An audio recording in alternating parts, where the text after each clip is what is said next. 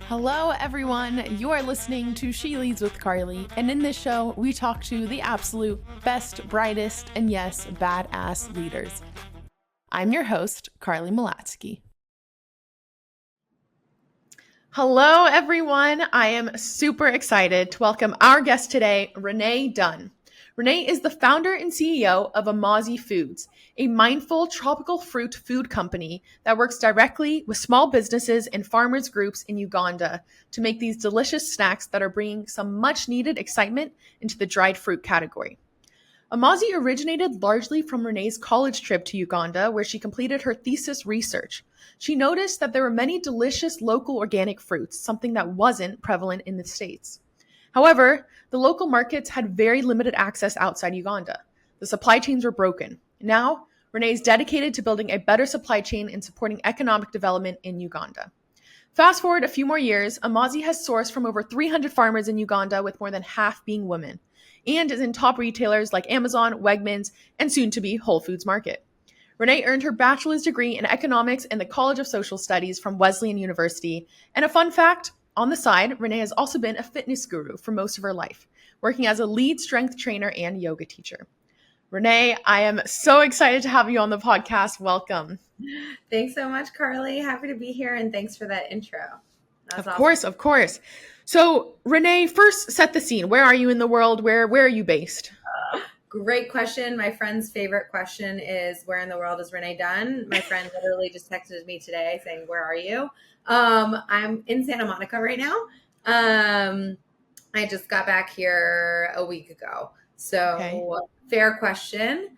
And I'm currently based here, but that is very new and recent and evolving. So Okay, very cool. And obviously, we'll get into this since I even mentioned in the intro, but how much of your time do you actually spend in Uganda? I go at least once a year at this Okay. point. In the beginning, it was a lot more often, a lot more frequent, but now I usually make at least one trip a year, sometimes two. And yeah. Okay, amazing. So, Renee, what I love to do, and I'm super excited to learn more about this for you, but tell me a little bit about your upbringing. What type of kid were you? Sure. So I am the oldest daughter and only daughter. So oldest, only daughter vibes. Very like self-starting, responsible, all that good stuff. Type A, all of that. Yeah, it's the type. I have two younger brothers. And I grew up in Bethesda, Maryland, right outside of DC. My dad worked in DC. And that's why we moved there right before I was born. And then I was born in DC, and then we grew up in Maryland. And I think I was always like very quote unquote mature, self-starting. Like my parents love telling me stories about me like filling out my own camp forms, like to go to sleepaway camp. I'd be like, hey, can you guys just like sign here? And I would like write these long things. It would be like, tell us about your child. And I'd write like my own like, Renee can be shy at times, but like make sure you like I would just, like very That's like amazing. Self-aware, self-reflective, but also very expressive as a kid. Like loved musical theater growing up. Definitely like did well in school, was like pretty like did my homework, was a good girl. Self-motivated. No, Yeah. I understand. I Yeah, love and that. definitely like a little a little quirky with the musical theater. Those kids are always always characters. But yeah, that was me. Yeah. Amazing. And given where you are now, the path that you ultimately ended up choosing, can you pinpoint parts of your childhood that actually it makes sense? There's a trail that you can follow? Yeah, and I think the trail definitely got disrupted along the way. Like we took some turns. But I think like I guess when I feel most in alignment, like I know that as a little kid, I was super creative, super expressive. I was a little mobilizer, and I think all that feeds into what I do now. I remember like doing certain camps growing up, and like for example, like my mom is German Israeli, and over the summers we would go to Israel, and I would spend the summer in Israel. And I remember like you could choose, I would go to a day camp in Israel and you could choose your like specialty. And one of the themes I chose was like, I think it was like production or something. I don't really know what they had us doing, but like we had to come up with a commercial. And I just remember being so into it and so excited and like director mode, and everybody just like eyes glazed over, like totally like, don't really know where you're going with this, but you seem excited about it. And You have a vision, you're yeah, fulfilling the vision, that's it. mobilizing, so like definitely that. Yeah, I think I've always had that passion. I think unfortunately the true slog of entrepreneurship, like that doesn't come out as often as I would like. But I do think that's kind of what always led me to like take a non-traditional path, throughout college and after college. Just definitely like never really did the proper 9 to 5 life. I like did it in an internship capacity for a little while, but like ended up hodgepodging a bunch of different things, and that's just kind of how I've always rolled. So yeah, I think Amazing. That kind of carries through for sure. And okay, we're going to get into all of that, but even before, you and your brothers, you seem to be all in very different industries, right? I Yeah, think one of your brothers in the NFL. Tell me yeah. a little bit about that and the different dynamics, and if anything, the values that you think your parents have instilled in you that was super important. Yeah, I love that. Yeah, I have two brothers. They're wonderful. So my brother Michael is in the NFL. He plays for the Browns. He's a lineman. And then my youngest brother did his master's in data analytics. I actually recently like employed him for a project to help us out. But he lives in Arlington and super smart, super sweet, like the best. Definitely more like a gamer, like in that world. And I think my parents always have like kind of just let us do our own thing. I think we all have been like in our own ways, good kids, so to speak, right? So they kind of, I think in many ways, trusted us to and supported us to pursue what we wanted. I think there was a lot, especially I'll speak for myself. Like I do think that we do joke that every child got a slightly different version of the parents, which often happens in the family. But like I do think that there was never any really like pushback when I did want to do something. It was kind of just like, as long as you work hard and do well and like, follow through. I think like integrity was really important. And like, at least I got that from my mom. I think a lot of like, my grandparents were Holocaust survivors. So I do think there was a good amount of like, the work ethic, but also the gratitude, like that's kind of instilled from like that next generation down of like, this is what they Absolutely. built, this is what they came back from. That was kind of used as a source of inspiration in the family. And, just wanting to do, I guess, quote unquote, like right by them was Yeah. something that I feel like I was taught very early on. And I think also like, just with regards to travel, also like, my mom is German. My dad traveled for work all the time.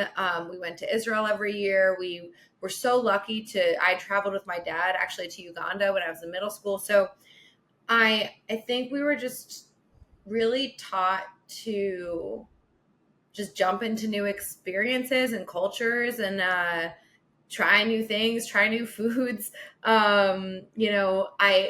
I always joke that we didn't do gifts much. Like I'm so bad at gifting birthday gifts. Sorry, I'm like terrible, but I'm a huge like experiences person. Yeah.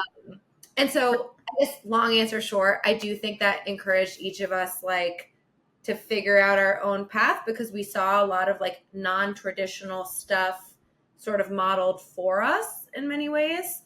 Yeah. It wasn't really like a book or plan to follow. It was kind of just like, okay, cool. Like, go ahead. I So love that. I love that. And it's funny, Renee, I even as you're talking, so many of the things that you just mentioned actually resonate with me and my upbringing and traveling. And I think there's a lot of value in it. And even the fact, as you said in the beginning, it may not even seem like a concrete or value, but having trust in you guys, right? And just being like, you know what, that probably instills that self-motivation that you've carried on. So Yeah. I think that's awesome. And so you mentioned traveling, and I want to get into that because it seems like that was such a core part of your journey up until now. So take me actually through college. You did your thesis research in Uganda, or brought you to Uganda, or tell me a little bit more about that. What was first? How did it Yeah. happen? So I was a double major in college. I did one of the majors was the College of Social Studies, which is an interdisciplinary major. Wesleyan is kind of liberal arts college. They're kind of known for hodgepodging things, like creative things, and one of the majors is called the College of Social Studies. It's like social theory, government, history, and economic theory. And it's very intensive. It's like the joke is it's called the College of Suicidal Sophomores because your sophomore year is like rough. It's like you do these big comprehensive exams, but then Wow. basically from the first super structured year, it kind of turns into this like you create sort of your focus within that. And so I knew I wanted to study abroad. I always knew that. And I had been really interested in quote unquote development work. Like I went to Malawi with one of my dad's friends in high school. I went to Uganda with him. I went to Tanzania with him. So that region of the world I'd been to before and I was interested in it, and I'd done like research projects on certain things. And I kind of just had the thought of like, I have been so privileged to be able to travel throughout my life. I'm sure I will have the opportunity to, go to Europe, whatever. Although Yeah. at this point, I still haven't done a lot of Europe. So, but I was kind of like, I want an immersive experience. When else am I going to have the opportunity to spend 5 months or so in a region that I'm new to, don't know much about, would love to learn the culture and not just be like someone visiting and going on safari. Right. And so one of the programs at Wesleyan was a development economics program. And it was in Uganda, and it was very immersive. We had homestays. We learned the local language. We traveled all around the country.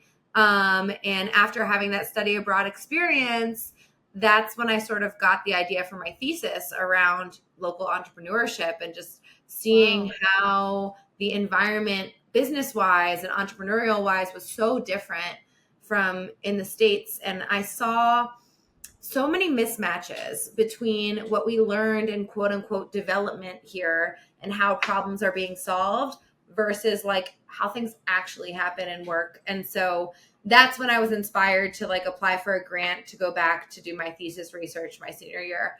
And I did that over the summer and put my thesis together. So yeah. And so in that first trip, then you discover that, okay, I want to study deeply local entrepreneurship development. When did that actually translate into, oh, there's a significant gap here that I want to fill? Where did that process and that almost seedling start to enter? Yeah, I mean, I definitely thought a lot about it during my thesis, right? When I was putting it together. I think just premise wise, like and nerdy wise, like the concept was that, I studied formal entrepreneurship and just learned so much about how we have all these top down micro enterprise approaches to trying to create opportunities for people in quote unquote developing economies. But what you end up with is a super highly competitive local environment. There's not a lot of access to markets that are high value, that will allow for value addition and infrastructure. It's all very much like locally based, culturally based, and while that is great for creating earnings potential for people, it doesn't allow for differentiation, for growth, for job creation. And on the food sector of things, this is where I really got struck was like, how is there stand after stand after stand after stand of people selling tomatoes? All Hmm. selling the same thing. How is there jackfruit sitting on the roadside? How, and because I've always loved food also. And specifically like healthy, I got really into healthy food. But like I was just like, how do you expect to sell all your goods at the end of the day if everybody's selling the same thing and things are going to waste? You see it happen on the roadside. So I don't know. I think I kind of just like had this, it bugged me. And like, I think my first job out of college was working at the Aspen Institute, and that was like 3 days a week. It was considered an internship. And simultaneously, I was doing wellness stuff. Like, I was doing corporate wellness and yoga and all this stuff. And it was kind of the perfect mishmash of like two things of like sort of one hand and foot in like the wellness, better for you space, and one foot in kind of trying to solve these problems in more institutional ways. And I think just when that internship ended and I was managing the yoga studio, I was like, well, maybe I just do wellness for a while. And I think I remember one day I was just like walking on the street. I think I was like 25, and I was just like talking to a friend of mine, and I was like, I think I'm gonna make plantain chips. I just was like, I think I just had this moment where it was like, I just kept thinking that like, okay, I didn't want to fully do yoga right now. That didn't feel like everything that I wanted to do. But I also didn't resonate with the existing ways of like dealing with the issues that I saw. So I was Yeah. like, well, why don't I try to come up with a solution? I was 24, 25 at the time. I could live at my parents' house. So I was kind of like, okay, like now's the time. And honestly, fully expected it to fail. Like I was like, I will go to Uganda. I'll try to make things happen. It probably won't work, and I'll come back. Like that was my vision. Okay, so first of all, this is great. And I think it's something that is so prevalent and very relatable to other people early in their careers, especially. And so take me through that time, even like a step before where you were kind of one foot in wellness, one foot in, development and that type of world. Was it an anxious time? Like were you ever freaking out of like what should I do and how to navigate that, or was it like almost, what, I'm young, I'm at a place in my life where I could kind of see what to do? Like how were you mentally feeling during that moment? Oh, I was stressed. Like I think I left college thinking I was a failure because I didn't do like economic consulting. Like Wow. I did the whole, I did a lot of those applications. Some of the ones where you like get so far in the interviews that they like fly you in and do all this fancy stuff for you, and then I didn't get a job. And I was like, in my mind, I was like, it wasn't happening. I also, I think I don't like this. I don't feel this way anymore. But at the time, I think I also was like, because I got this fancy college degree, I was like, well, I couldn't possibly do yoga full time. Like, I think there was also some judgment around that probably going on in my brain. Yeah. And so I was like, I definitely need to like stay stimulated in this area. Like, I'm still interested. And there was a lot of back and forth, but I think like, again, I was sort of used to just like hodgepodging thing. I started an organization in college too. Like I think I already had understood that I was doing things like A differently. little differently than others. Yeah. So I was kind of like, well, this will just be another pivot. And then at the very least, I'll build my resume and like figure it out. I don't think I really knew nothing about the food industry, truly nothing, aside from like the fact that I loved shopping. I loved studying what was on shelf. I paid attention to all the trends. I had a food Instagram at the time. I like, so I think I knew that I was like, oh, this could be so fun, like cool idea. And like I thought, based on the connections I had in Uganda, I was like, I could find some people who would be excited to do this. So Wow. anyway, I think it was just like a combination of naivete and confusion and stress, and then just kind of being like, well, I feel kind of dead end. And so I'm just going to do this. And I think I've always Yeah. been of the notion that like, it's similar to the idea of like the worst thing that can happen is you get a no kind of thing. It's like, if this doesn't work, I'm not any further behind. Like I'm still stuck, like if I'm still stuck, I totally understand. And yeah.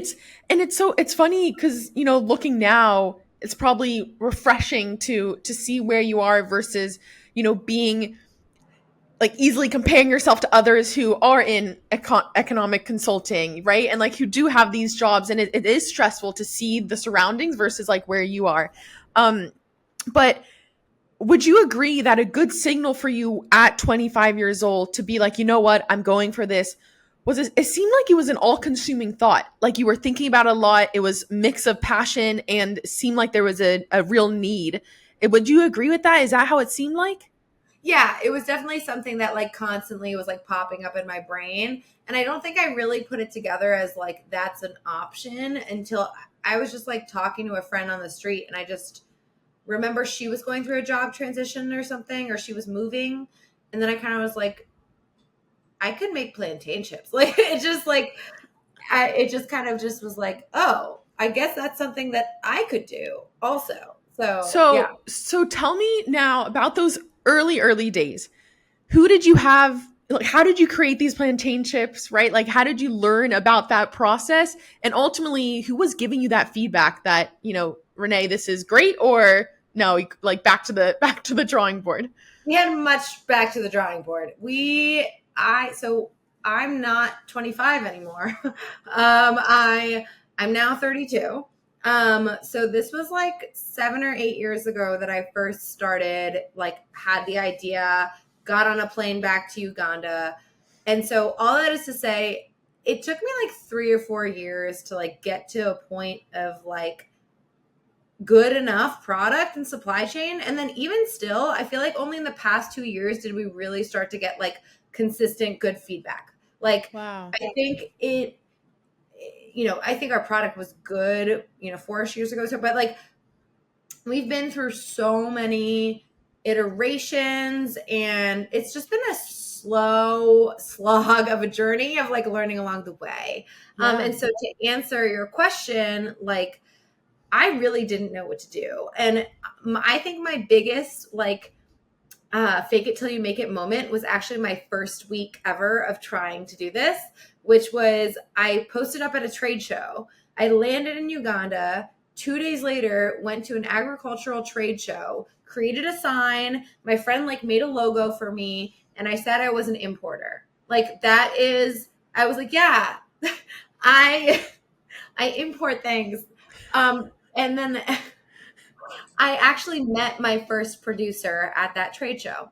And it was like, it was not the right model for us at the time, but it at least, or at long term, I mean, but it got me started, right? So I initially started by, I met her at the trade show. She told me she made dried fruit. So the first month or so, I was like, can I just see how you do it? Can I come to the facility? Can I come with you on farm visits? And she was super helpful. And after like a month or so of learning and like seeing how they did things, going to farmer meetings, I kind of was just like, well, could we maybe buy from you? Yeah. I wanted to come up with my own product ideas, but I was like, can we buy in bulk? And you guys produce it. And so actually for the first 2 or 3 years of my business, that was the model. I would go to Uganda 2 or 3 times a year. I would do recipe development. I would bring back bulk stuff. We'd hand pack it in the US. Like when I say we, I mean like me, my dad, some friends, a couple interns. And I would just like get feedback, go back to Uganda, work on the recipes, come back. And so that was like literally how I started. And we used to just like air freight like big bulk, like 50-pound boxes to a commercial kitchen and just like package them at night. And it was like Wow. the most hodgepodge. No, it's scrappy. Like that's Yeah. the reality of it. And Yeah. Renee, you mentioned how it took 4 years to at least like there was a slow start, which again I think is also quite common, and things that we at least from the consumer side don't see that side of the story. And do you most attribute that to maybe like the marketing side, like it just wasn't getting out there in the right way, or is it the actual product and the food, and how do you think about that? I think it was all of it. Okay. This industry is so hard. I mean, like if I knew what I know now, I don't know if Amazi would exist, quite frankly. Like it is so hard. I still like this week beat me down. I'm just like this. It's a lot, especially, and I do think especially for like a one woman situation. I think one of the toughest things was probably, and this is still actually one of our bigger picture problems to date, but like because we've made such a different supply chain, keeping up with like the needs of the supply chain do not always align with the needs of what it takes to grow a small business on this side, right?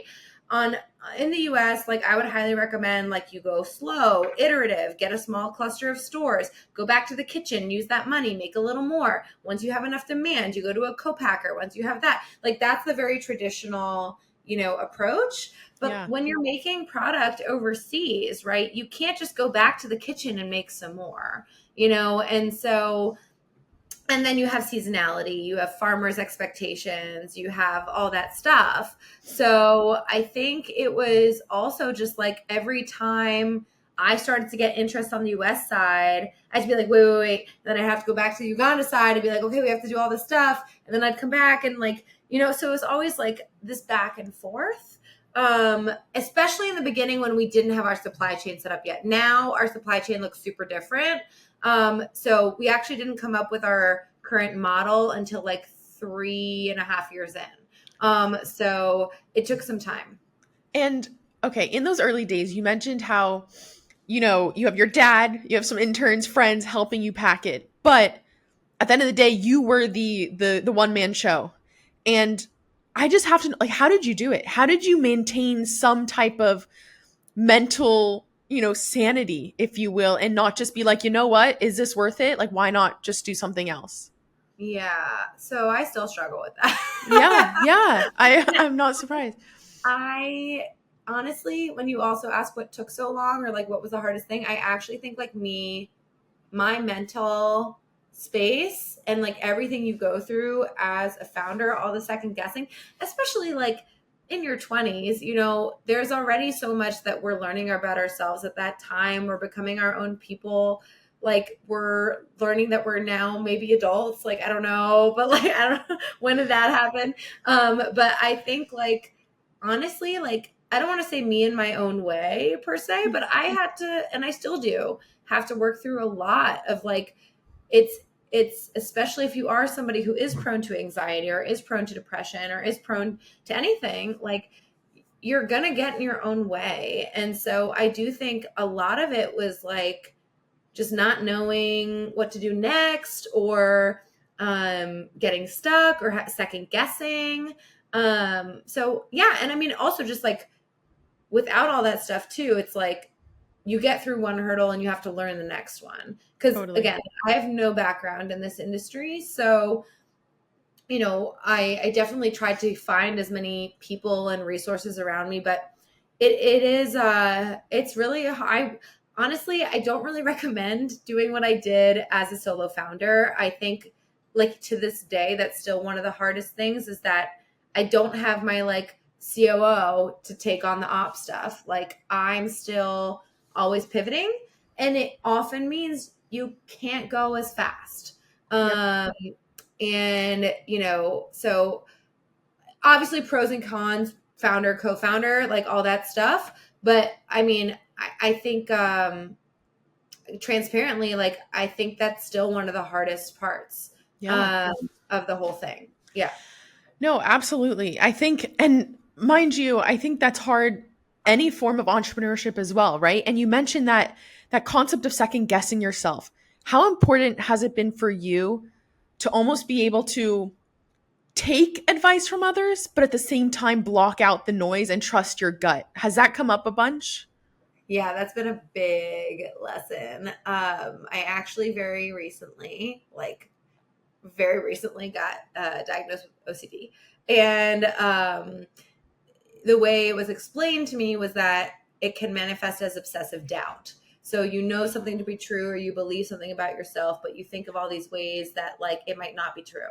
Yeah. And so having that layered on top of exactly what you're describing has been like one of the hardest, most crazy making things for me because, and I share that just because like I actually went through a couple really bad instances of asking too many people for advice and getting so far away from what I knew to be the right decision that I at one point had to just be like, actually, I'm going to have like a few months of no advisors. Like, I'm not going to talk to anybody. I'm just, because I had to basically like train myself to not ask other people after some time, because Yeah. it did get to this point where things were so cloudy that like I just didn't know what was true. Like, even like in my gut, like there was no, I was so disconnected because every time something would come up, I'd ask this person, I'd ask a consultant, I'd talk to this person, I'd talk, and then there was a situation where I got kind of taken advantage of, and kind of learned the hard way of like, I never wanted to do that, like Yeah. that wasn't my idea, and I just kind of always thought other people knew better. And so I think, especially as a young woman in the space too, like it's multiple layers. Absolutely. Um, Absolutely. but yeah, just having to kind of like learn how to gut check myself has been definitely something I've learned through this business. And I'm so glad you mentioned that, because I'm sure what's so easy to do is maintain that 25-year-old mindset, right? Where you feel you don't know anything because you probably like it's all so new. But realistically, now you've been in it for, 7+ years, where you probably know way more than you give yourself credit, or than you think. And so I Yeah, think that's such a good point, though, of just like being mindful of that and recognizing it while going out and trying to, consult others in decisions that you honestly probably know best. So yeah, that's super interesting. yeah. And Renee, if you were to almost, if someone could have told you about what this journey would have been like, what would that piece of advice, like, what would you have needed to hear? Hmm. Um, that's a good question. I mean, I guess a couple things are coming up. Like, one thing that I've been coming back to a lot recently, and shout out to my friend Ashley, who's also a founder, who mentioned this symbol. Um, but entrepreneurship and life in general is like an infinity sign, right? You're up and then you're down, you're up and then you're down. It always, what goes up, what comes down, what goes up comes down. And when you're in something, at least for me, it feels like you are in it, and it feels like you're never going to get out of it again. And it feels like the world's biggest crisis, for me. and, Yeah. um, and then when the highs happen too, it's like, it's all fitting together. You like want to hold on to it. And, uh, honestly, looking back, like at how, and those things all feel so real. But looking back at the moments that we got so stuck, I think it's like, I think coming back to that and trying to remember, like, it feels like duty, but honestly, in 6 months, you won't even remember this. Honestly, maybe in 2 weeks, you won't remember this. Like, it Wow. just, you go through so much on a weekly basis. Like, I actually also mental health. Like, I used to see a therapist every other week, and I remember being like, I feel like I've lived 2 lifetimes between the time. Like, and then I had to go every week for a while, and then I went back to every other week. But like, I was just like, I can't even possibly tell you what has come up because I don't even remember 2 weeks ago. Wow. Like, and so I think just that's a really good lesson to try to hang on to, is to not get sucked into like wherever you are on that roller coaster ride. And I'm saying this to myself now because this still happens to me, but Yeah. like it is just like that all the time. Absolutely. And I think just the sooner you can just like do your best and move on, do your best and move on, like that's the best thing to do. And again, unfortunately, that's not always my response. But I think it is, if I knew that early on and kept it in mind, like that would have saved a lot of time.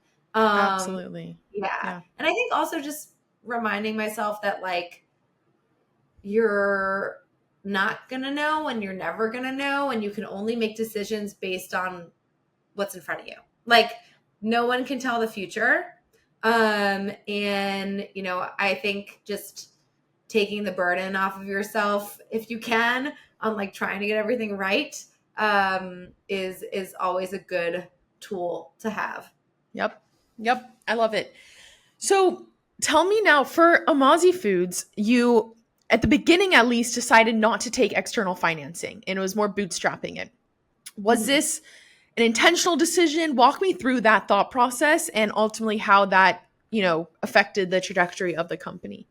Yeah, I mean, I think it was a factor of a few things, right? So I think number one is that this whole idea was so precarious that I was just like, quite frank, I literally never thought that this would turn into a business. Like everything is set up in a way in Uganda that like this would not work. Like, so I think I just thought it was some fun little pipe dream and like I'd do my Wow. best and figure it out and like, but things kind of just kept rolling along. So I was like, okay, well, we're gonna keep going. I haven't gotten a no yet, so like, gonna keep going.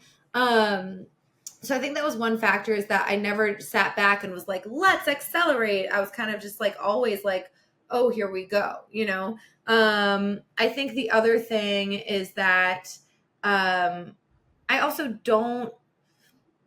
I wouldn't consider myself like a skilled fundraiser, right? Like I maybe I should shift that a little bit, but like I don't have a background, right, Yeah. in finance or in the CEO type thing. I didn't go to business school, and I never really got a crash course really in like raising. And I felt like every time I went to these like courses on how to raise capital, it just felt like not right. Like it just didn't feel right at the time. And so I think I just never did a proper raise in that regard. And also back to the solo founder thing, like every time you do a raise, that's all of your time and energy. And Yeah. so sometimes what would happen is I would like start it, I'd get a little bit of capital from the, convertible notes, and then kind of be like, that's enough to keep going, and then like keep going. So I think it's like a little bit of all that. So I don't know if it was ever necessarily like a super conscious, like I don't want to raise capital. And I think every time that I tried to more formally, it was more so because I felt like I was being told that I had to. Like I Ah. felt like I had to because that's what you, and quite frankly, like you need a lot of capital in this space. So part of me is like, to answer your second question about how it would be different, like it would be different. But I think it also was a factor of like I'm super lucky to have had access to capital, friends, family. I got an SBA loan. I had some savings that I've been able to tap into. So I have brought in some angel investing, but for the most part have been able to stay pretty close to my network and take it in small tranches. Like over the past 8 years, I've raised a total of around $1 million, like Yeah. in that whole time. So it's just been the way it's gone, and pros and cons. Yeah, Pros. no, totally. And Yeah, I'm glad you mentioned as well, because I don't think people understand or realize that, especially as a solo founder, when you are fundraising, everything else essentially is halted, right? And like sometimes with co-founders, one person can continue building out the product and still build while the other one's focused on fundraising. But you're right, like it ultimately changes the trajectory, whether it's short term or not, but still it does affect things in that regard. And totally. so Renee, tell me, when you think about your entire journey of Amazi Foods up to now, what have you learned most about yourself through that journey? Ugh. I've learned that I'm really hard on myself. Yeah, really hard on myself. I I've gotten a lot better at it over the years because I've had some moments where I've really surprised myself, and um it's crazy just how much time behind the scenes I'm thinking that I'm doing something wrong or second guessing myself, even still, like even like Totally. yesterday. Like so I think it's yeah, just like learning that and then trying to invite a little more grace and play into my life in areas outside of the business as a result. Like I think just a few years ago I went through like a really tough time with everything, and I kind of like major burnt out. And I think kind of since then, like my approach to the business has been a little different. It's kind of like, this is a long game. It's been a long game. Let's not kill ourselves today. Like, Yeah. let's not do that. So I think that's been like a pretty big lesson. As you were saying that, the word that kept coming up for me was kindness, like showing kindness to yourself. And you essentially said that, right? Giving yourself more grace and kindness. Yeah. But I think that's also so important and something that founders, at least how I've learned about it, needs to show that. So I'm glad that you recognize that. At least that's probably the first step. Um, Yes. exactly. By the way, how did you come up with the name? Where did that come from? Oh, fun. Yeah, that's a twofer. So, before, when I was like first coming up with like initial bags to like sell, I built like a Squarespace website. I did a little survey. I got like 80 to 100 responses of like different Lugandan words, like words in the local language, that I thought were like related to the agricultural supply chain. That could be like fun names for the brand. And in my mind, I had a name, and it was Noongi, Nuungi. And at the time, I saw your face. Like at the time, people were like, "Is that a fungus?" And I was like, "Oh, I guess that name does not work." But Amazi was one of the names, and it means water. It means water in Luganda.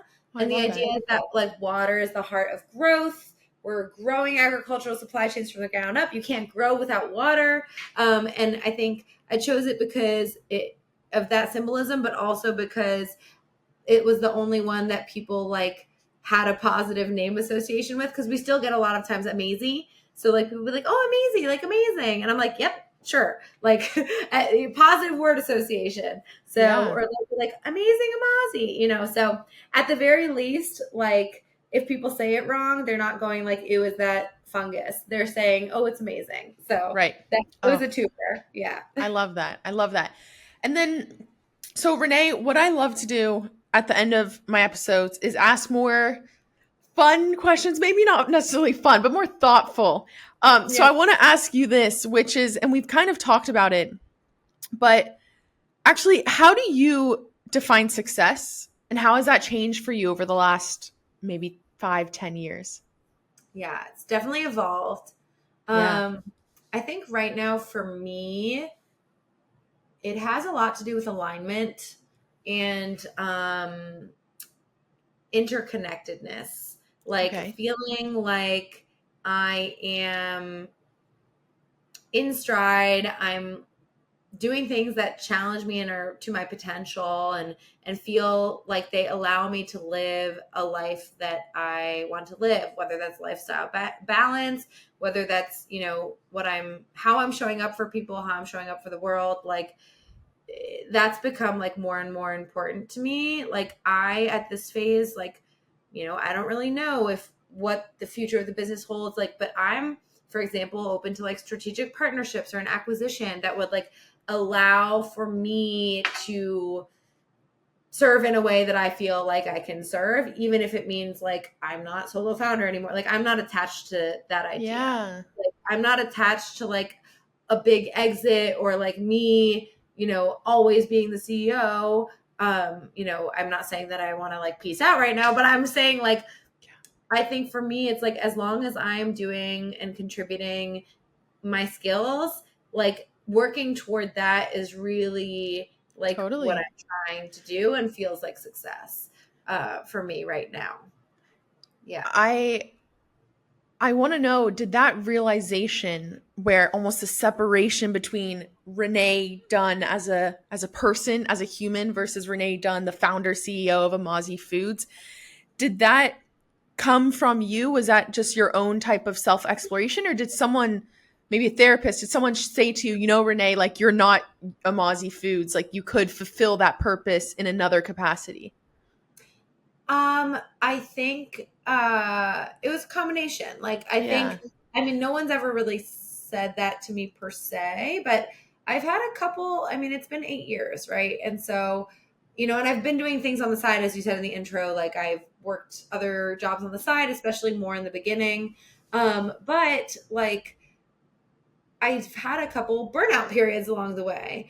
And I feel like my most recent one was really just like, I don't want to keep doing this if it means that I can't be a person. Like, we live one time, right? So Absolutely. I'm definitely not the founder that's the like growth at all costs, like grind culture type person. Like, don't get me wrong, like I've been working fucking hard. I don't know if I'm allowed to curse on your Yep. podcast, but You're good. uh, but I also, Yeah. like, I'm also not, if it doesn't work, it's not me. Like, if it doesn't work, it's not because I could have been grinding more. Like, and maybe it is, but like that doesn't matter. Right. So, like, and I think at the end of the day, too, like, given that we are a social enterprise, like, it's really also not about me. Right. Yeah. Like, it's, if there is somebody who can grow things in a way that's better than what I've been doing, or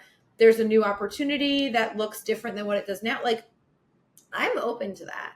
Yep. And so for me, every decision moving forward and like in general, a lot of what I'm decide to do has to do with our supply chain.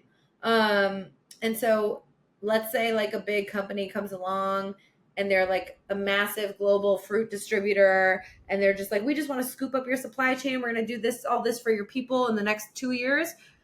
I wouldn't say no. I would love to Right. find a way to keep growing the brand Amazi within the umbrella, for example. So Yeah. like, that's just an example of like, I I'm not married to like Amazi the brand. Like, I need to like 10x this thing. I'm married to like, what can I do to maximize Absolutely. what everybody is here going for here. And So and I yeah, think, and first of all, like it's so refreshing and so great to even mention it because one, I think so many founders go through this. And not only that, going back to even, only daughter, oldest child, like all of those attributes, I know for sure that it's not easy to, it probably heightens the founder experience and associating, you founder of Amazi with versus like you successful as a person. So I yeah. really like, I think it's so honest and vulnerable. So really, I appreciate that. Um, and Renee, is there a book that you are obsessed about that maybe others need to read and understand? I'll name a couple, but I'll say Okay. broadly, my what I love about like my genre, or like what I love to read, um, are books that show perspectives and life experiences that are separate from mine, to really just show like everyone's on their own path. And so I guess like I like a lot of like kind of memoir-ish books. Like Educated is a great book. Homegoing is a great book. Homegoing is beautiful. Transcendent Kingdom. I recently read On Earth We're Briefly Gorgeous. These are Ooh, all like mostly like in the memoir fictional space, but they are like based in like real experiences from people who are either in the queer community or other nationalities or whatever, and coming to America, that's and just awesome. like, Yeah, I'll check them just out. all those books just always have messages that really really resonate with me. And again, just like, I think we get so caught up in our, at least I'll speak for myself, so caught up in what we're doing, what's in front of us. This is like all consuming, blah. It's like really important to read other people's perspectives and be like, you can be on the same planet Earth and have just like, and I think it grows compassion too. Like, Totally. just like, So anyway, those are not business books, but they're great. No, that's great. That's They're excellent. beautiful. And I love them. Okay, my last question, which I think we actually went into quite a bit, but in case you have almost a focused, what is a craft that you are spending a lifetime honing? I think just like living in alignment. Like, I think, just being comfortable. Like, I mean, this is so trite, but I think this is like what everybody is looking for, is to better understand themselves in Yeah. this lifetime, Yeah. to live the fullest of them. And so I think I'm just learning to be more and more comfortable with that over time. Yeah. But definitely doesn't always feel comfortable. So I think that's kind of my life's work. I love it. I love it. Renee, it has been such a pleasure having you on She Leads. Really, your honesty, everything about it is amazing, and I just know for a fact it'll really resonate with so many people. So thank you for that. Thank you so much, Carly. This was a really fun conversation. Thank you.